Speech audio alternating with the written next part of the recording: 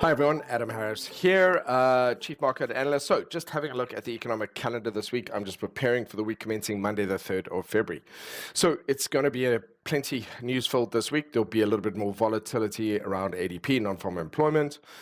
We've also got non-farm payrolls on at 1:30 on Friday UK time, as well as unemployment jobs numbers as well, initial jobless claims, and we've got the Bank of England interest rate decision as well, expecting a rate cut this coming week. So plenty of volatility in the markets around those pairs, obviously, and so you may have heard in the news that there's sort of massive reduction in the US of federal employees, possible tariffs. So there could be a lot of volatility even from when the market opens this week.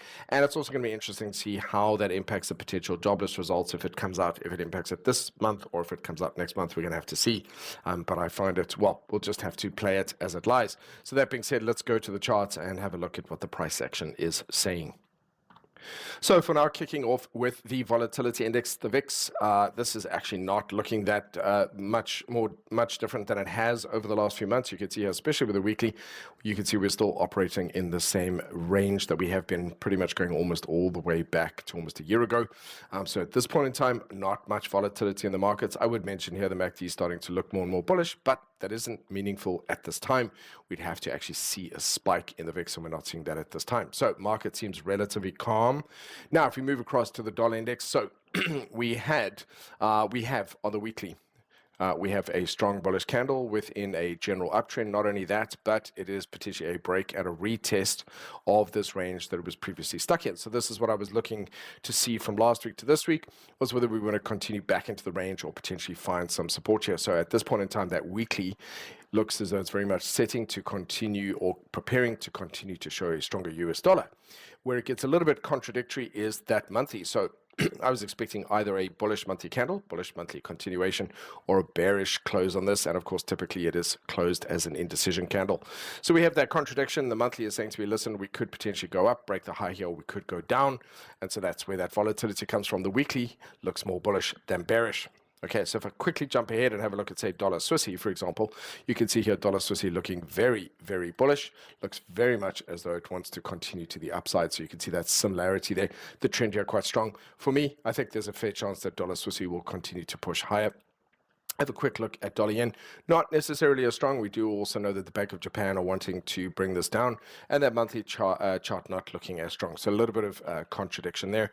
Let's have a look at euro dollar. So euro dollar producing a bearish candle here within this longer term downtrend. So again, in isolation here, my expectation would be that we would continue to see price move lower.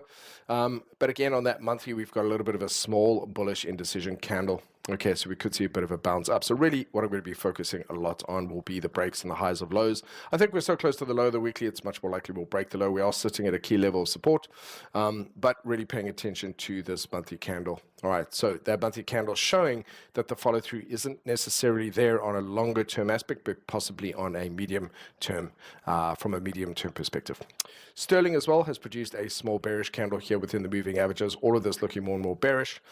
We still have some of this bullish divergence that still is wanting to be played out. So this is starting to look as though we could see price potentially go sideways.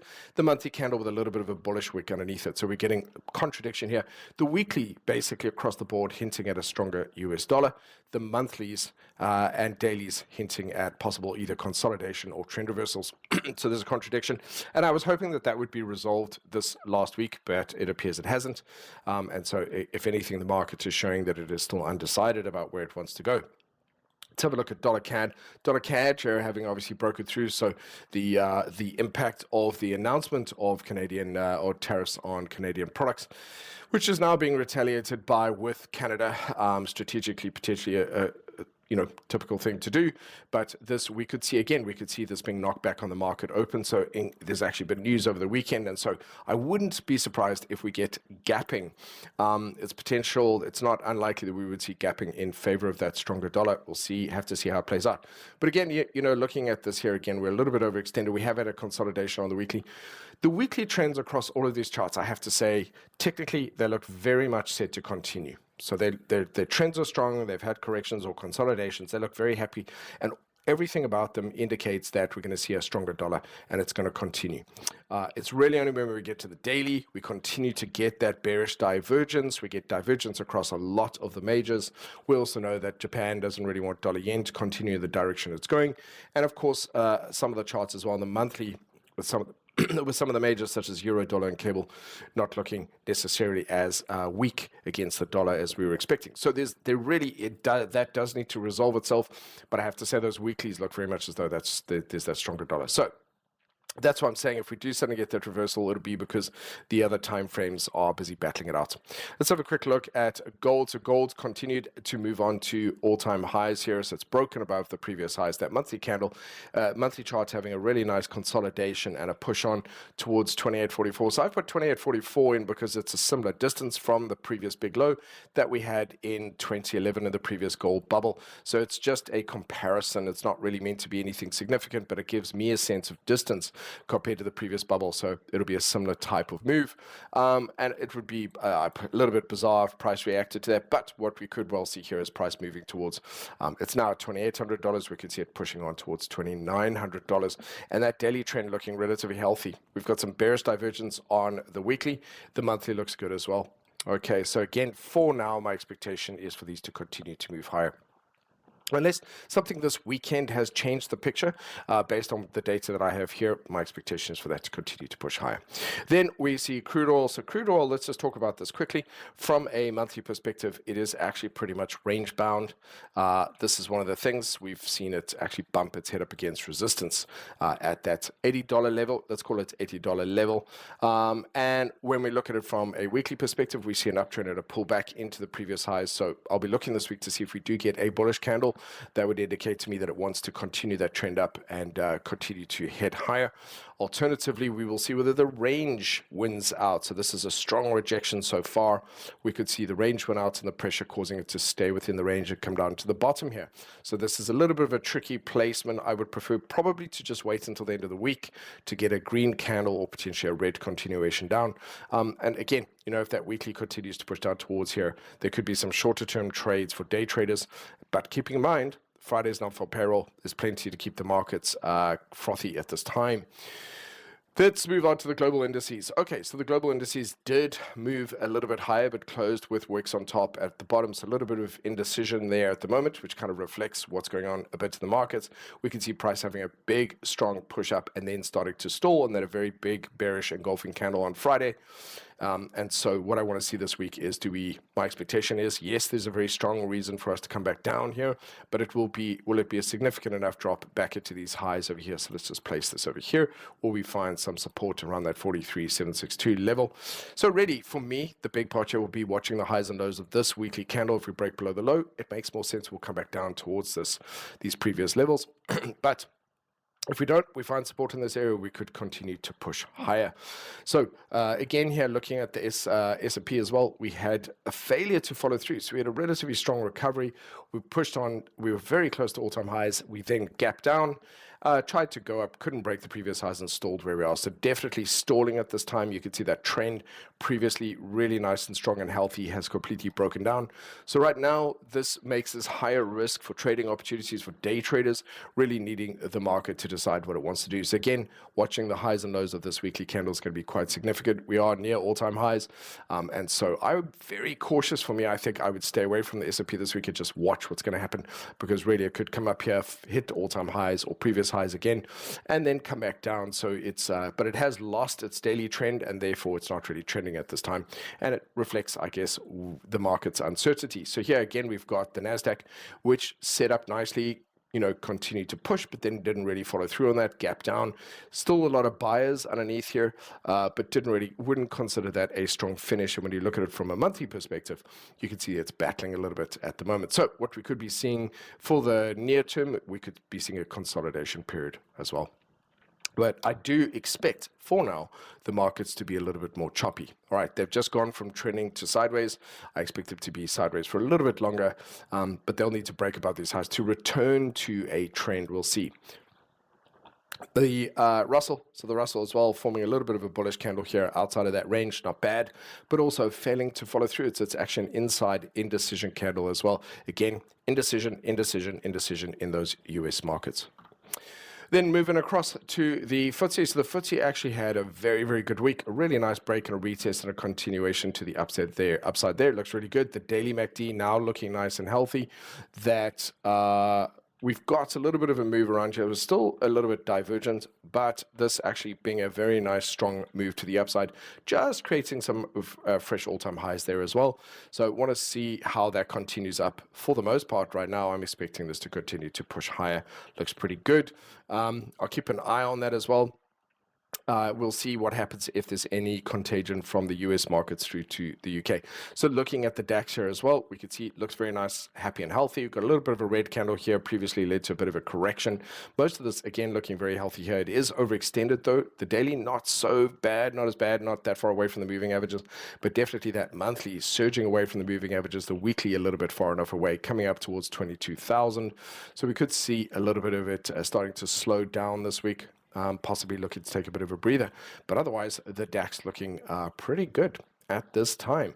Interesting. I just, again, find that interesting that the UK and Germany, also their stock market's doing incredibly well. Okay, so Bitcoin as well. So Bitcoin's still battling with this 100,000 level. Now look at how many wicks we have here.